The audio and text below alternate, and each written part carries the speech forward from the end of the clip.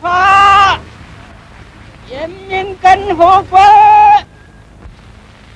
中央人民政府今天胜利了。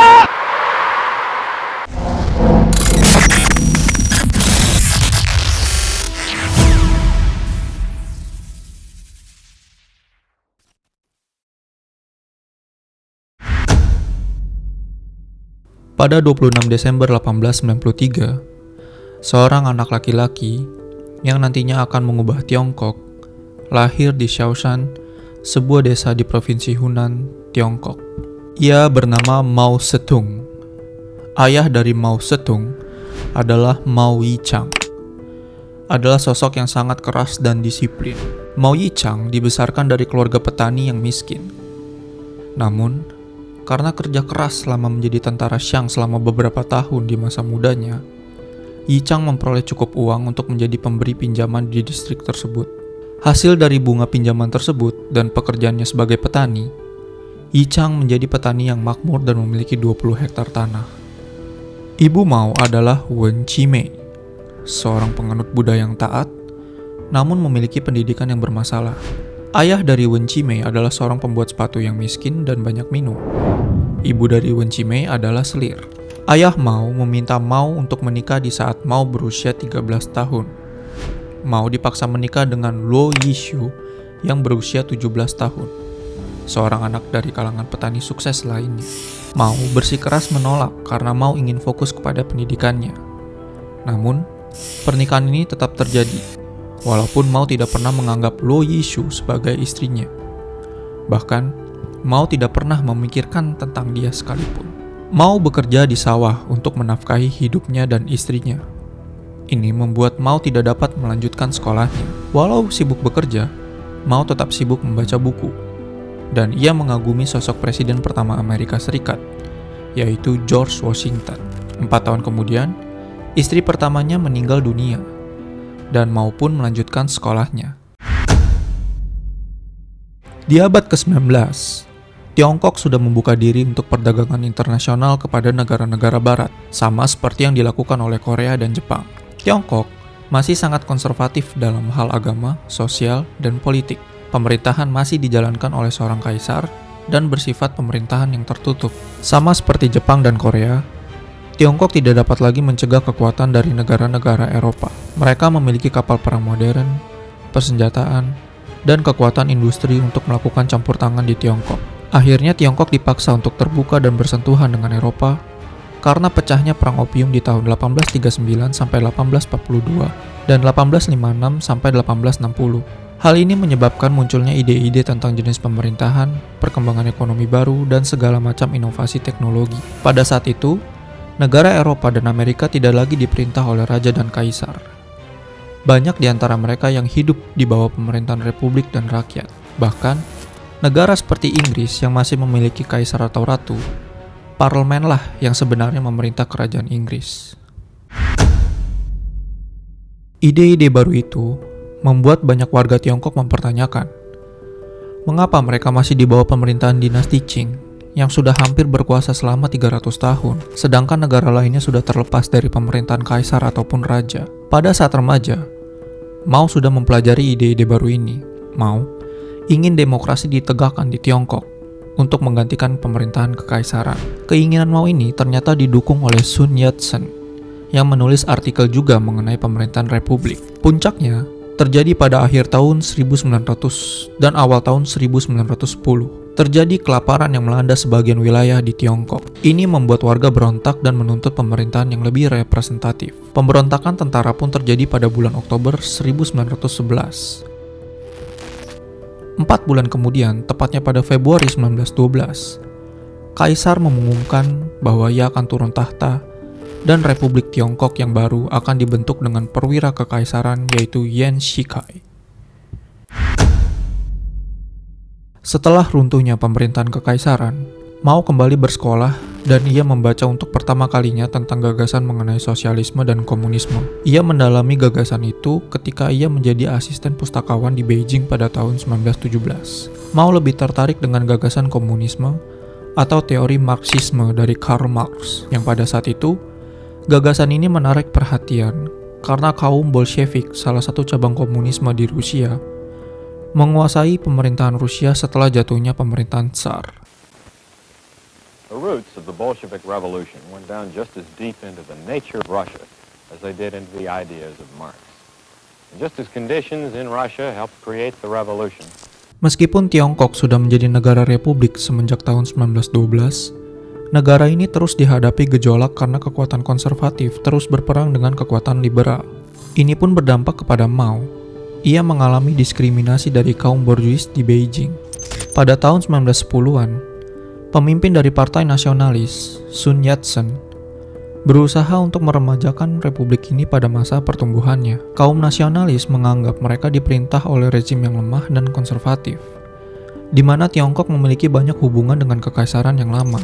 Hal ini diperparah ketika pemerintah Tiongkok tidak dapat mempertahankan Shandong dan membiarkan Jerman untuk menguasai Shandong pada perundingan Versailles di Paris. Kaum nasionalis menganggap itu sebagai penghinaan terhadap kebangsaan nasional karena sebidang tanah Tiongkok dikuasai oleh negara barat dan akhirnya malah diberikan kepada Jepang, di mana Jepang merupakan negara Asia Timur terkuat pada abad itu. Kontroversi inilah yang membuat mahasiswa Tiongkok protes besar-besaran pada tanggal 4 Mei 1919. Kontroversi ini dikenal dengan nama Gerakan 4 Mei. Gerakan ini juga didorong oleh aktivis generasi muda seperti Mao yang sudah muak dengan pemerintahan Tiongkok yang lemah di panggung dunia. Gerakan ini juga yang menjadi cikal bakal berdirinya Partai Komunis Tiongkok atau PKT. Peristiwa Shandong membuat kaum muda Tiongkok semakin tertarik pada politik dan meninggalkan kelompok liberal barat. Mereka berpikir bahwa kelompok liberal barat telah mengkhianati mereka atas peristiwa Shandong dan beralih ke pemikiran Marxisme dan Leninisme. Pada saat itulah Mao menunjukkan kemampuannya sebagai orator. Ia berkomitmen penuh terhadap komunisme dan mulai mengorganisasi beberapa organisasi mahasiswa menjadi badan payung untuk memprotes kehadiran Jepang di Shandong. PKT secara resmi didirikan pada tahun 1921. Mao telah yakin bahwa komunisme lah yang akan mendatangkan revolusi bagi Tiongkok. Pada tahun yang sama, Mao menghadiri Kongres pertama PKT. Kongres yang membahas bahwa Tiongkok akan mendapatkan bantuan dari Rusia dan membangun aliansi dengan Partai Nasionalis Sun Yat-sen yang bernama Kuomintang. PKT dipimpin oleh Cheng Tu-shu dan Li Ta-shao di Shanghai. Pada tahun sebelumnya, Mao menikahi Yang Kai-wei dan mempunyai 3 orang anak, Mao An-ying, Mao An-ching, dan Mao An-long. Sebenarnya, selama periode 1920-an adalah periode yang biasa-biasa saja dalam karir Mao. Pada periode itu, Mao menghabiskan waktunya untuk tinggal di kubu nasionalis di Guangzhou dan bekerja sebagai organisator bagi kaum komunis dan nasionalis.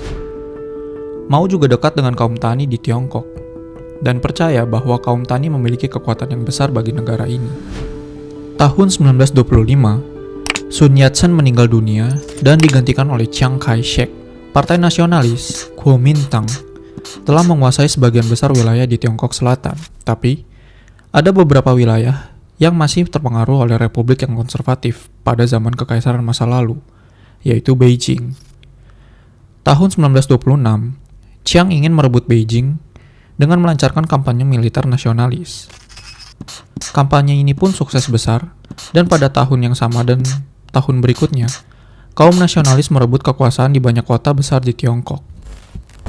Chiang Kai-shek semakin haus akan kekuasaan, dan takut jika kekuatan komunis semakin meluas karena peran yang ingin dimainkan Rusia di Tiongkok setelah rezim konservatif di Beijing. Pada tahun 1927, perpecahan pun terjadi antara kelompok nasionalis yang berhaluan kanan dan fraksi yang berhaluan kiri sebagai kaum komunis. Pada musim panas di 1927, Chiang memulai tindakan keras terhadap seluruh komunis yang ada di Tiongkok. Ribuan orang terbunuh pada kejadian itu. Mao mundur bersama dengan beberapa ratus pengikutnya ke pegunungan Xinjiang di perbatasan provinsi Hunan. Periode ini mungkin adalah periode yang paling sulit bagi Mao, karena istri dan saudara perempuannya dipenggal oleh kaum nasionalis di tahun 1930, meskipun setelah itu Mao menjalin hubungan lagi dengan He Hisheng. Pada periode itu, Partai Komunis sebenarnya dibantu secara diam-diam oleh Rusia. Mereka ingin membantu Partai Komunis untuk mengantisipasi pemberontakan massal dan melawan pemerintahan yang baru.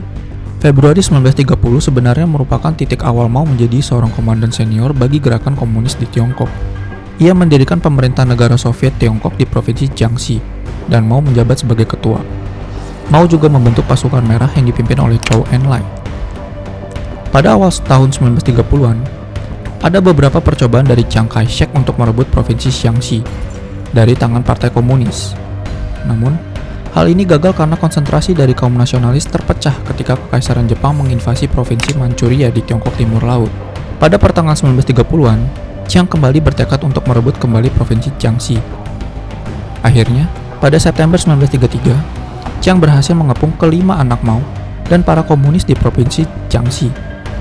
Ini membuat Mao dan pasukan merah keluar dari wilayah Jiangxi.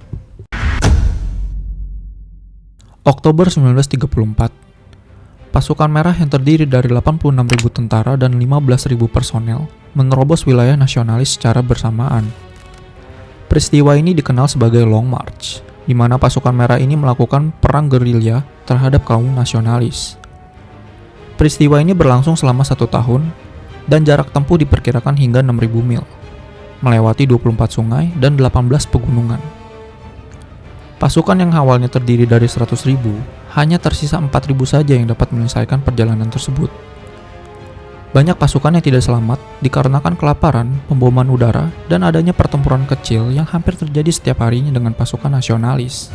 Mereka memulai perjalanan tersebut dari Jiangxi hingga pada akhirnya sampai di Yan'an. Sesampainya di sana, Mao melakukan orasi dan meyakinkan warga Tiongkok bahwa komunis berhasil melawan dan menghindari serangan dari Kuomintang.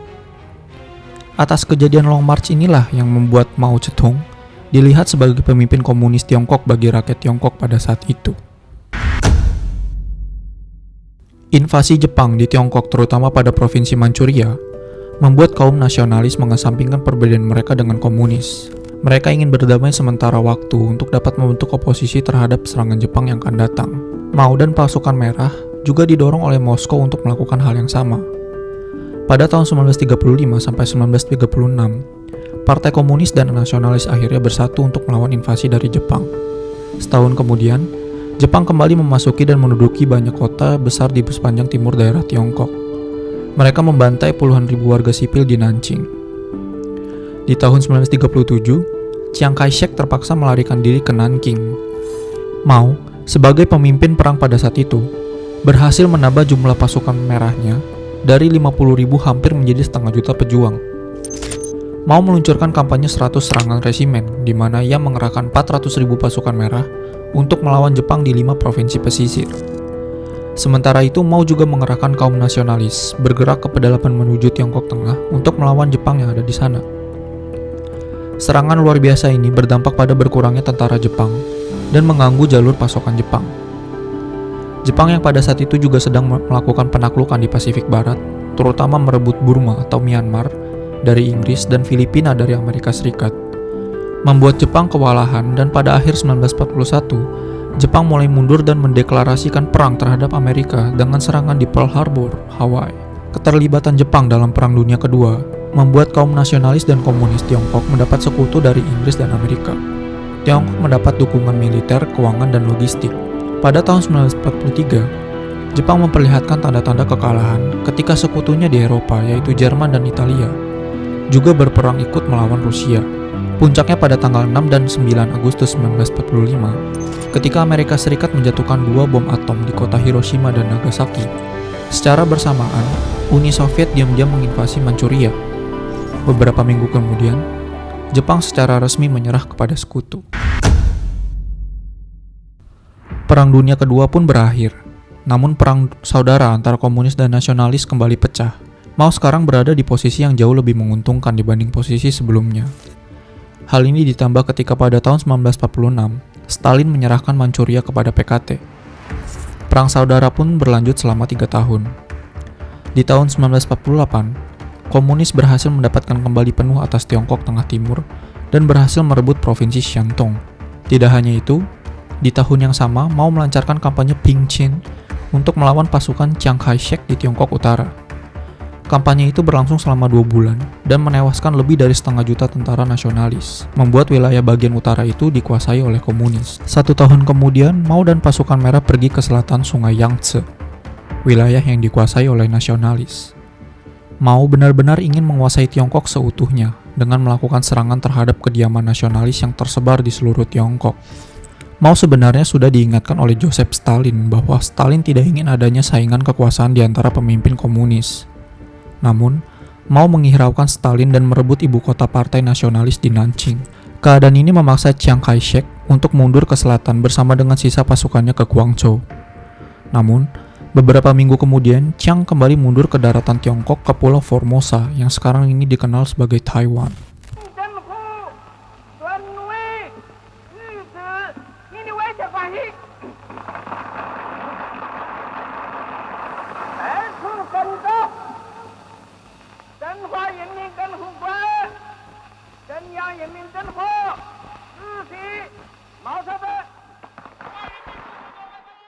Satu Oktober 1949, Mao memproklamasikan berdirinya Republik Rakyat Tiongkok. Ini membuat perang saudara antara komunis dan nasionalis di Tiongkok pun berakhir.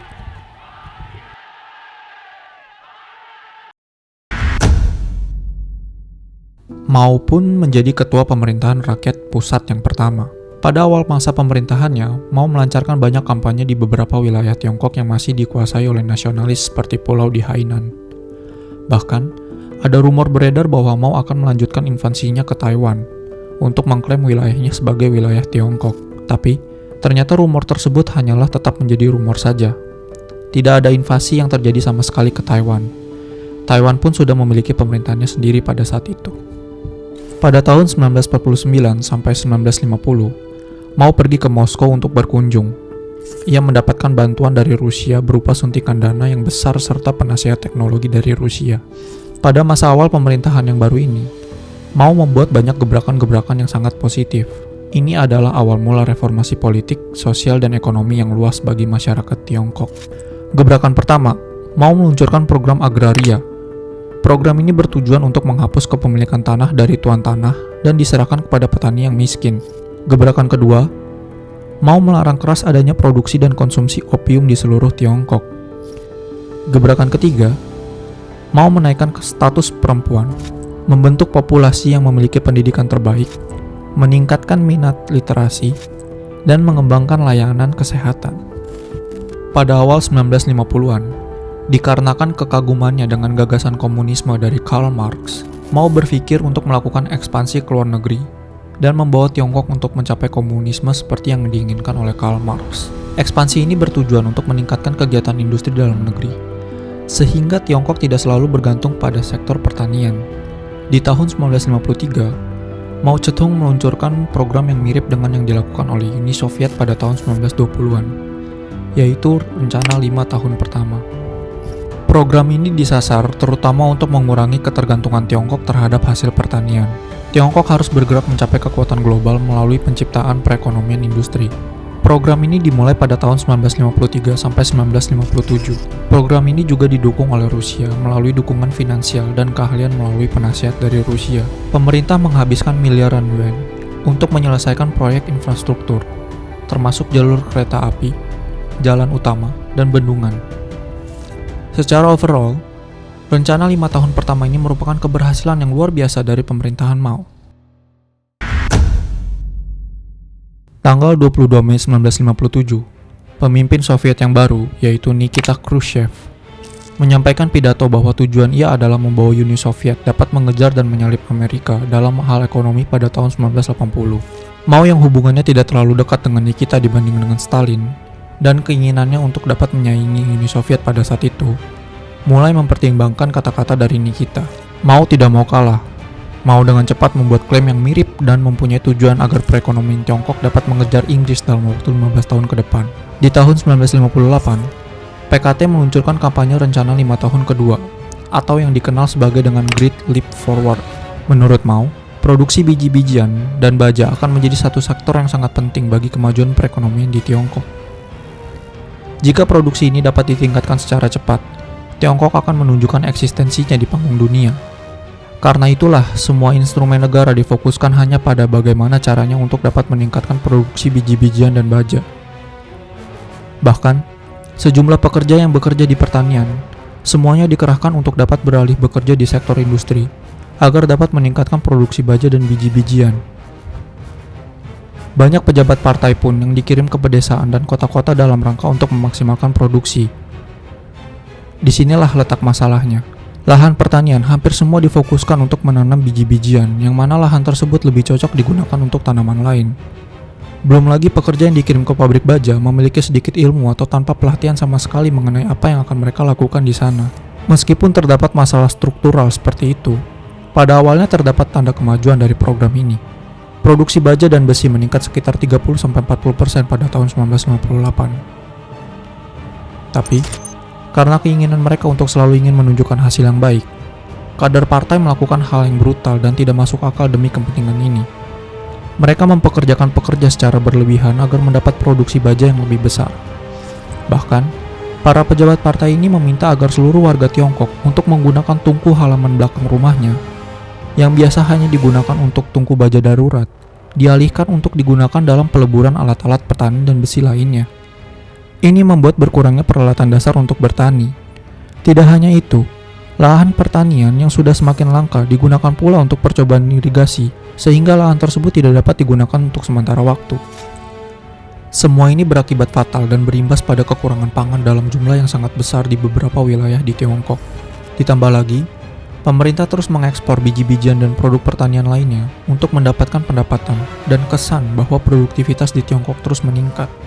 Belum 1 tahun program ini berjalan, tepatnya pada akhir tahun 1958, orang-orang di beberapa bagian negara mulai mencari makanan liar di pedesaan, hutan, dan lainnya. Sebagian lainnya meninggal karena kelaparan. Mao sebenarnya sudah mengetahui tentang apa yang terjadi di Tiongkok sebagai akibat dari Great Leap Forward. Namun, ia tidak berbuat banyak untuk dapat mengantisipasi hal ini. Di tahun 1960, ia mendelegasikan program Great Leap Forward ini kepada pihak lain. Sebagian dari para anggota berusaha untuk mencegah hal yang terburuk, namun itu semua sudah terlambat. Di tahun 1960 dan 1961, Tiongkok mengalami bencana kelaparan yang begitu masif. Banyak orang yang meninggal karena kelaparan pada saat itu. Frank Dicotter menyimpulkan dalam studinya bahwa jumlah korban yang tewas karena program itu adalah sebanyak 55 juta orang. Ini merupakan bencana kelaparan yang paling parah dalam sejarah umat manusia.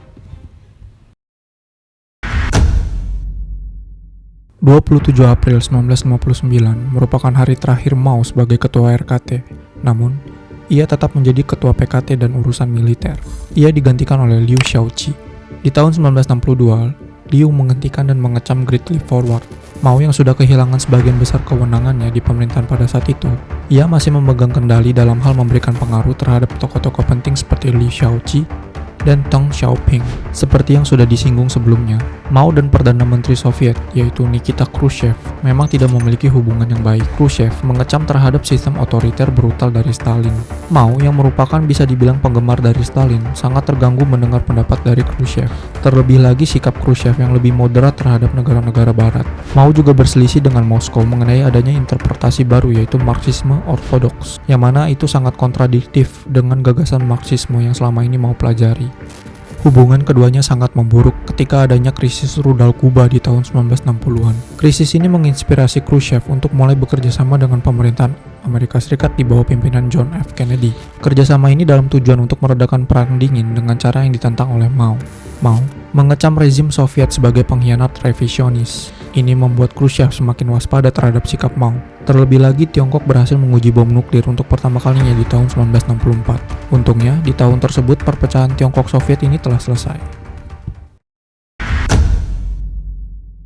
Pada tahun 1966, Mao mengklaim bahwasanya birokrasi borjuis telah berkembang di dalam PKT, dan hal ini membawa Tiongkok ke arah yang salah. Akhirnya, ini membawa Mao untuk meluncurkan sebuah revolusi yang bernama Revolusi Kebudayaan. Revolusi ini dirancang untuk memurnikan masyarakat Tiongkok dan komunisme Tiongkok dengan menghilangkan sisa-sisa nilai tradisionalisme Tiongkok yang masih ada, serta tidak lupa juga menghilangkan elemen kapitalis dan borjuis.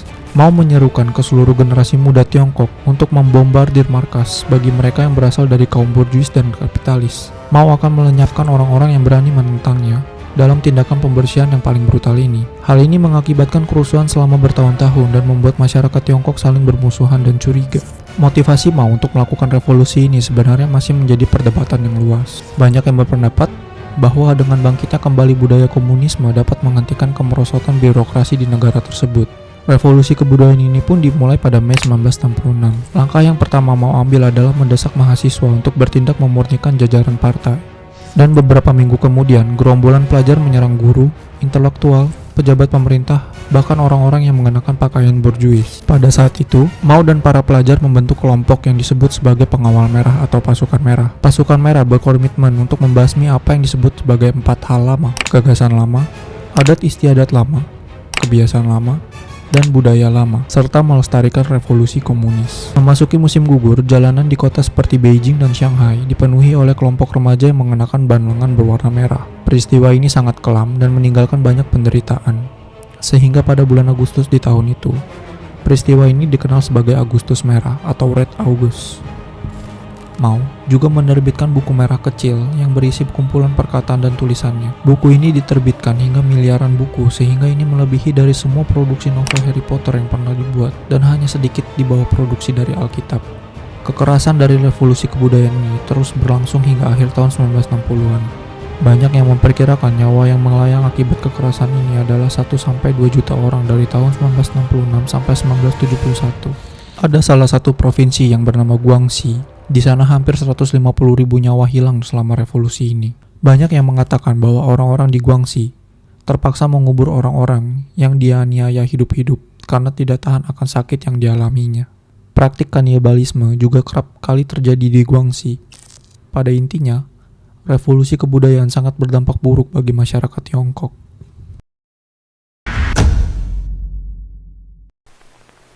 Good evening. I have requested this television time tonight to announce a major development in our efforts to build a lasting peace in the world. As I have pointed out on a number of occasions over the past 3 years, there can be no stable and enduring peace without the participation. Ketegangan Tiongkok dengan Amerika Serikat sudah mulai mereda di awal tahun 1970. Penyebab utamanya adalah karena terpilihnya Richard Nixon menjadi Presiden Amerika Serikat di tahun 1968. Richard Nixon mengusulkan untuk melakukan tawaran kerjasama diplomatik kepada Tiongkok di tahun 1971. Di tahun yang sama, Henry Kissinger, penasihat keamanan nasional Nixon, melakukan misi diplomatik ke Beijing untuk bertemu dengan Mao. Setelah pertemuan itu, Nixon dan Mao memulai hubungan diplomasi bilateral antara Amerika dan Tiongkok. Selain Amerika Serikat, Mao juga bertemu dengan Ho Chi Minh, Presiden Vietnam, dan Kim Il-sung, Presiden Korea Utara. Ini menunjukkan peran dari Mao yang signifikan dalam gerakan komunis internasional.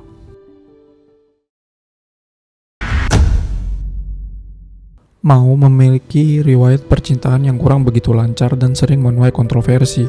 Pernikahan terakhir Mao adalah dengan Chiang Ching di tahun 1938. Banyak juga kasus di mana Mao terlibat dalam perselingkuhan, terutama dengan sekretaris pribadinya yaitu Chang Yu-feng. Mao sudah menikah 4 kali dan memiliki 10 orang anak. Hubungan Mao dengan anak-anaknya tidak begitu baik karena Mao harus meninggalkan mereka saat kecil selama tahun-tahun perang saudara. Mao memiliki hobi menulis dan membaca, terutama sastra tradisional Tiongkok. Banyak yang bilang Mao memiliki temperamen yang tinggi. Namun, Mao sebenarnya hanya akan agresif jika ada yang menantang atau merasa ditantang. Sikap temperamen Mao tidak sekuat Stalin. Bagi Mao, kekerasan di negara hanya diperlukan untuk tujuan politik, bukan tujuan pribadi. Walaupun sebagian besar motivasinya cenderung ke pribadi Mao sendiri, terutama untuk menampilkan citra yang baik untuk masyarakat Tiongkok. Mao Zedong meninggal pada 9 September 1976 di usia 82 tahun. Warisan Mao masih menjadi perdebatan hingga saat ini. Ada yang melihatnya sebagai pahlawan revolusi Tiongkok yang mempersatukan dan memerdekakan Tiongkok. Ada juga yang melihat Mao sebagai sosok tiran, diktator, dan pemimpin yang kejam, dan sosok yang bertanggung jawab atas meninggalnya jutaan orang di Tiongkok. Terlepas dari kedua perspektif itu, peran Mao dalam membentuk Tiongkok yang modern tidak dapat disangkal. Bagaimana menurut kalian? Apakah kalian menganggap Mao Zedong sebagai pahlawan bagi masyarakat Tiongkok? Atau sebaliknya?